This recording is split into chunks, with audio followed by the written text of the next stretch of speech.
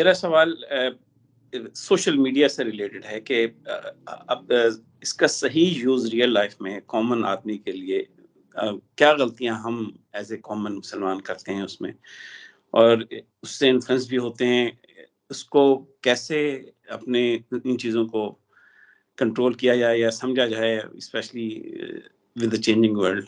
آپ کو رہنمائی کریں گے اس میں؟ دیکھیے، یہ تو اب دنیا کی ایک حقیقت ہے، اور جو چیز اس طریقے سے عموم بلوہ میں آ جائے، یعنی چاروں طرف سے اپنے آپ کو گھیر لے، اس میں کوئی مصنوعی طریقے نہیں اختیار کیے جا سکتے. پہلے میڈیا کی بعض ایسی قسمیں آئیں جو بڑی حد تک کنٹرول میں تھیں، ریڈیو تھا، ٹیلی ویژن تھا. بتدریج اب صورتحال یہ ہے کہ ہر شخص نے موبائل پکڑا ہوا ہے، ہر شخص کے ہاتھ میں آئی پیڈ ہے، ہر شخص کمپیوٹر پر بیٹھا ہوا ہے. تو اس میں جو انفارمیشن کا ایک سیلاب ہے وہ گرد و پیش سے آئے گا.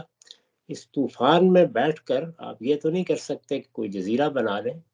البتہ یہ ضرور کر سکتے ہیں کہ کسی بھی چیز کے باشعور استعمال کی ایجوکیشن اپنے بچوں کو بھی دیں، اپنے آپ کو بھی دیں، اپنے گرد و پیش میں بھی دیں، اور جہاں کہیں پاؤں پھسل جائے وہاں اپنے آپ کو سنبھالنے کی کوشش کریں. اللہ تعالیٰ کا یہ بڑا کرم ہے کہ جب کوئی معاملہ بہت زیادہ اس طرح کی شکل اختیار کر لیتا ہے تو وہ بھی عفو درگزر سے کام لیتا ہے. میرے خیال میں اگر آپ اچھے استعمال کو اختیار کر لیں تو بڑی حد تک مفاسد سے بچ بھی سکتے ہیں.